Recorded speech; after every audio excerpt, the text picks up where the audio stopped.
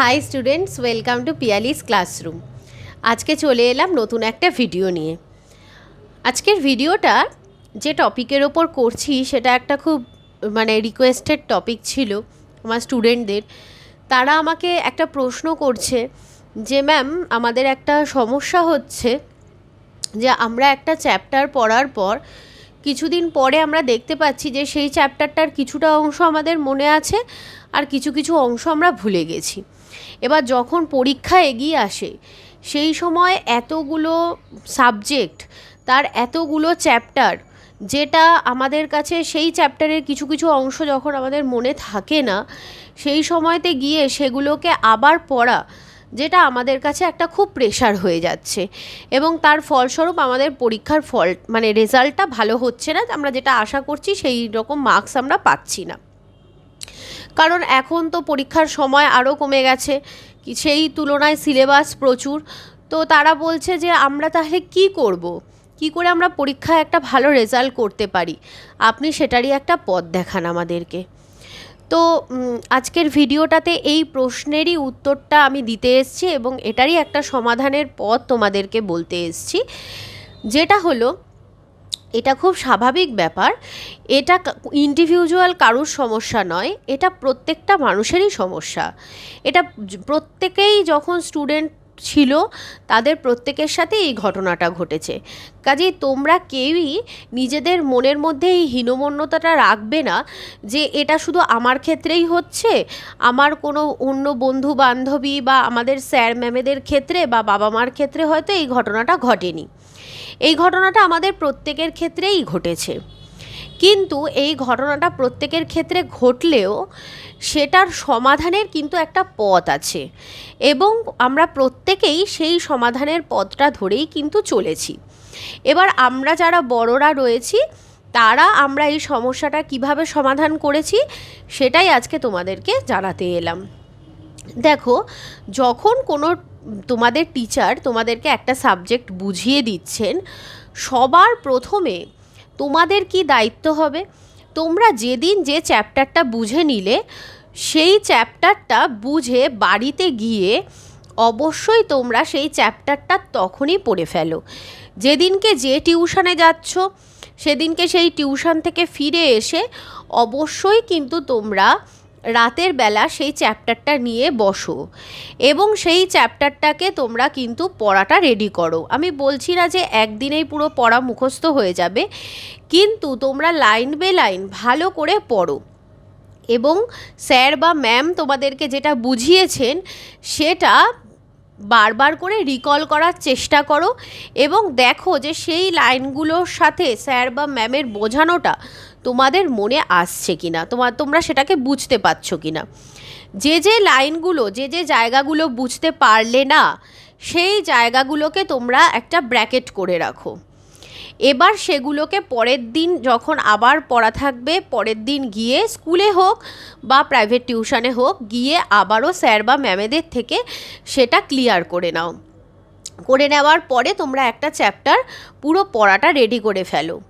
একটা জিনিস মাথায় রাখবে, টিচার কোনো একটা পড়া বুঝিয়ে দেওয়ার 24 ঘন্টার মধ্যে অবশ্যই কিন্তু সেটাকে তোমাদেরকে রেডি করতে হবে এবং 24 ঘন্টা যখনই অতিক্রান্ত হয়ে যাবে তারপরে আস্তে আস্তে করে কিন্তু তুমি বিষয়টা ভুলতে শুরু করবে।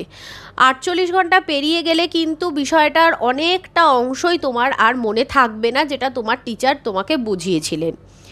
এবার সমস্যাটা কোথায় হয় জানো তো, তোমাদের স্কুল, এতগুলো টিউশন, এগুলো করে তোমাদের যেটা হচ্ছে, তোমরা স্কুল থেকে ফিরে বা টিউশন থেকে ফিরে এসে তোমরা রাত্রের দিকে আর নিজেরা সেলফ স্টাডি করার সময় পাচ্ছ না, তোমাদের হয়তো শরীর দিচ্ছে না, অথবা তোমরা বর্তমানে তো প্রত্যেকটা স্টুডেন্টই বেশিরভাগই মোবাইল ফোনের প্রতি এতটাই অ্যাডিক্টেড হয়ে পড়ো, তোমরা ভাবো সারাদিন পড়াশুনো করে এসছি, এখন একটু ফোন দেখবো না। কিন্তু ব্যাপারটা কি জানো তো, স্কুলেও স্যার ম্যামেরা পড়িয়ে দিচ্ছেন এবং টিউশনেও টিচাররা পড়িয়ে দিচ্ছেন, কিন্তু মেন কাজটাই হলো সেলফ স্টাডি। ওই যেই সময়টা সেলফ স্টাডি করার, সেই সময়টা তোমরা ভাবছো যে ওই সময়টা হয়তো আমার একটু নিজস্ব রিক্রিয়েশনের টাইম, কিন্তু সেটা কিন্তু একদমই নয়। কারণ কি, কোচিংয়ে গিয়ে তুমি পড়াশুনো করেছো বলতে তুমি একটা টপিক বুঝে এসছো, কিন্তু সেটা কিন্তু তোমার পড়া সেখানে কিন্তু হয়নি, তুমি পড়াটা কিন্তু সেখানে রেডি করতে পারোনি, যেটা তোমাকে বাড়িতে এসে করতে হবে। তো বাড়িতে এসে সবার প্রথমে তোমাকে আগে সেই চ্যাপ্টারটা পড়ে ফেলতে হবে এবং তার সেই টিচার বুঝিয়ে দেওয়ার 24 থেকে 48 ঘন্টার মধ্যে তোমাকে সেই চ্যাপ্টারটা পড়া রেডি করে ফেলতে হবে। এটা গেল একটা পয়েন্ট, যেটার দ্বারা তুমি চ্যাপ্টারটা কিন্তু খুব একেবারেই ভুলে যাবে না। এবং সেকেন্ড পয়েন্টটাতে আমি বলবো যে যখন একটা চ্যাপ্টার তোমার পড়া হয়ে গেল, তখন তুমি রাতে যখন শুতে যাবে সেই সময় বারবার করে তুমি কি কি পড়েছো সেই জিনিসগুলোকে রিকল করার চেষ্টা করবে। কারণ রাতে যখন আমরা ঘুমাতে যাই সেই সময় কিন্তু আমাদের ব্রেন, আমরা যে বিষয়গুলোকে পড়েছি সেগুলো আমাদের ব্রেন আমাদের মেমোরিতে স্টোর রাখতে সাহায্য করবে। তো এই রাতের সময়টা কিন্তু খুবই জরুরি। এবং আমি রাতে পড়তে বলছি সেটা ঠিক কথাই, কিন্তু আমি কখনোই বলছি না যে তোমরা সারা রাত জেগে পড়ো। সারা রাত জেগে প্রত্যহ পড়তে থাকলে সেটা কিন্তু শরীরের ওপরে একটা খারাপ প্রভাব বিস্তার করবে। সেই জন্য সারা দিনে 7 থেকে 8 ঘন্টা খুব ভালো ঘুমটাও কিন্তু দরকার। রাত জেগে কেউ মোবাইল ফোন দেখবে না, রাত্রিবেলা 7 থেকে 8 ঘন্টা ভালোভাবে ঘুমাবে এবং ঘুম থেকে উঠে ভোরবেলাও পড়বে। এর পরবর্তী তৃতীয় নম্বর পয়েন্টটা আমি যেটা বলবো সেটা হলো কি, যে একটা চ্যাপ্টার তোমাদের পড়া হয়ে যাওয়ার পর তোমরা সেই চ্যাপ্টারটা একটা নির্দিষ্ট দিনের গ্যাপে, মানে ধরো তোমার পড়াটা রেডি হয়ে গেছে, তুমি ওই চ্যাপ্টারটা এক্সামও দিয়ে দিয়েছো, কিন্তু তার 7 দিনের মধ্যে সেই চ্যাপ্টারটাকে আবারও রিভিশন করো। এরকমভাবে প্রত্যেকটা সাবজেক্টেরই প্রত্যেকটা চ্যাপ্টার 5 থেকে 7 দিনের মধ্যে রিভিশন করো, আবার তার 7 দিন পরে আবার রিভিশন করো।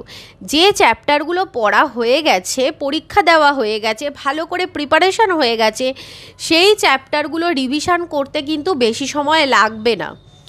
এই রিভিশনটা করতে বলছি কেন, তাতে তোমাদের এই সুবিধাটা হবে, যেটা হলো যেটা পড়া হয়ে গেছিলো সেটার যে অংশগুলো তোমাদের মেমোরি থেকে বেরিয়ে গেছিলো সেগুলো কিন্তু আর বেরিয়ে যাবে না, সেগুলো তোমাদের মেমোরিতেই থেকে যাবে।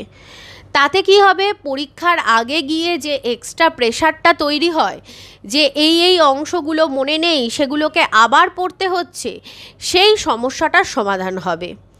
দেখো, পড়াশুনো হলো একটা সিস্টেমেটিক বিষয়।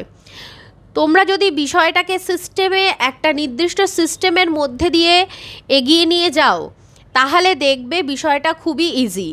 কিন্তু যদি সিস্টেমের বাইরে চলে যাও তাহলে পুরো বিষয়টা এতটাই কঠিন বলে মনে হবে যে সেটা থেকে বেরোনোর পথ খুঁজে পাবে না। উল্টে মানসিক প্রেশার বেড়ে যাবে, শরীর অসুস্থ হয়ে পড়বে এবং পরীক্ষার আগে গিয়ে অতিরিক্ত প্রেশার নিলে তার ফলস্বরূপ পরীক্ষাতে ভালো কিন্তু তোমরা কেউই রেজাল্ট করতে পারবে না।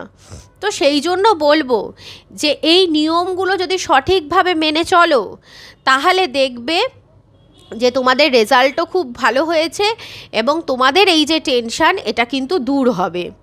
এবং একটা ডায়েরি মেনটেন করো, কোন কোন সপ্তাহে কত তারিখে কোন কোন চ্যাপ্টারগুলো পড়া হয়ে গেছে সেগুলো ডায়েরির মধ্যে লিখে রাখো এবং কোন ডেটে তুমি সেটাকে আবার রিভিশন করবে সেটাও ডায়েরির মধ্যে লিখে রাখো। যখন পড়তে বসবে তখন দেখে নেবে যে ডায়েরির মধ্যে কি কি লেখা আছে, কত তারিখ কোন চ্যাপ্টারটা তোমাকে আবার রিভিশন করতে হবে। এই কনস্ট্যান্ট রিভিশনের মাধ্যমে তুমি আর চ্যাপ্টারগুলো কিন্তু ভুলে যাবে না। তাতে পরীক্ষার আগে গিয়ে যে অতিরিক্ত চাপটা তৈরি হয় তোমাদের ক্ষেত্রে, সেই অতিরিক্ত চাপটা কিন্তু থাকবে না। আর যেটা আমি বলবো, চেষ্টা করবে যে বিষয়গুলোকে যদি তোমরা লিখে প্র্যাকটিস করতে পারো তাহলে খুবই ভালো হয়, লেখার বিকল্প কিছু নেই। আরেকটা কথা বলি, যেটা হলো আমরা যখন ছোট ছিলাম বেশিরভাগ ক্ষেত্রেই দেখা গেছে যে আমরা কিন্তু জোরে জোরে পড়তাম। তো সবাই যে জোরে পড়তাম সেরকম নয়, দেখা গেছে আমাদের মধ্যেও অনেকে ছিল যারা মনে মনে মনে পড়তো, আবার অনেকে ছিল যারা জোরে জোরে পড়তো। এবার আমি সবাইকে একটা বিষয় বর্তমান পরিস্থিতি অনুসারে আমি প্রত্যেককে এটাই সাজেস্ট করব যে তোমরা জোরে জোরে পড়ো। কেন কি বলো তো, এখন আমাদের এই মোবাইল ফোনটা আসার পর থেকে স্টুডেন্টরা এতটাই ফোনের দিকে অ্যাডিক্টেড হয়ে যাচ্ছে এবং তারা ফোনের মধ্যে দেখা বিভিন্ন বিষয়গুলো, বন্ধুবান্ধবের সাথে কী কী ঘটনা নিয়ে আলোচনা হলো সেগুলো মাথার মধ্যে এতটাই ঘুরতে থাকে যে পড়াটা হয় কম, ওগুলো ভাবা হয় বেশি। কিন্তু যদি তুমি জোরে জোরে পড়ো তখন দেখবে যে 15 মিনিট বা 20 মিনিট তুমি জোরে জোরে পড়ছো, সেই 15-20 মিনিট অন্য কিছু ভাবার আর কিন্তু কোনো সুযোগ থাকবে না, এবং তাতে ওই 15-20 মিনিটে তোমার পড়াটা খুবই ভালো হবে এবং যেটা কিন্তু তোমাকে তোমার মনে রাখতে আরও বেশি সাহায্য করবে। এটা আমি কাদের ক্ষেত্রে বললাম? যাদের মাইন্ড খুব বেশি মাত্রায় ডিস্ট্র্যাক্টেড হয়ে যায় তাদের ক্ষেত্রে। অবশ্যই এটা সবার ক্ষেত্রে হয় না। অনেক ভালো স্টুডেন্টরা আছে যারা মনে মনেই পড়ে এবং তারা মনে মনে পড়ে যখন তারা অন্য কোনো কিছু নিয়ে ভাবে না। এটা অনেক স্টুডেন্টের ক্ষেত্রেই আছে, কিন্তু আমি 80% স্টুডেন্টদের ক্ষেত্রে এই সমস্যাটা দেখে থাকি। সেই জন্য আমি তাদের কথাই বললাম যে যাদের কনসেন্ট্রেশনটা খুব কম, যাদের মাইন্ডটা খুব বেশি ডিস্ট্র্যাক্টেড হয়ে যাচ্ছে, তারা কিন্তু অবশ্যই জোরে জোরে পড়া প্র্যাকটিস করো। তাতে দেখবে খুব অল্প সময়ের মধ্যেই তোমরা পড়াগুলো তৈরি করে ফেলতে পারবে, তোমাদের সময়টা কম নষ্ট হবে এবং পড়াটা তোমাদের বেশি মাথায় থাকবে। তো আমি এই যে বিষয়গুলো তোমাদেরকে বললাম, এই বিষয়গুলোকে তোমরা সঠিকভাবে এই পদ্ধতিগুলো মেনটেন করে চলো, তাহলে আশা করি তোমরা এই সমস্যার থেকে সমাধান পাবে। এবং অবশ্যই তোমরা একটা ডায়েরি কিন্তু মেনটেন করবে, যেখানে তোমাদের কবে কোন চ্যাপ্টারটা পড়া হয়ে গেছে, কত তারিখ আবার সেই চ্যাপ্টারটা রিভিশন করবে, এই সমস্ত তথ্যগুলো লেখা থাকবে এবং প্রত্যেক দিন সকালবেলা বা বিকেলবেলা পড়তে বসার সময় সেটাকে তোমরা ফলো করবে। আশা করি এই স্টেপগুলো যদি ফলো করো তাহলে তোমাদের এই যে ভুলে যাওয়ার সমস্যাটা হচ্ছে, এই সমস্যাটার অনেকটাই সমাধান হয়ে যাবে।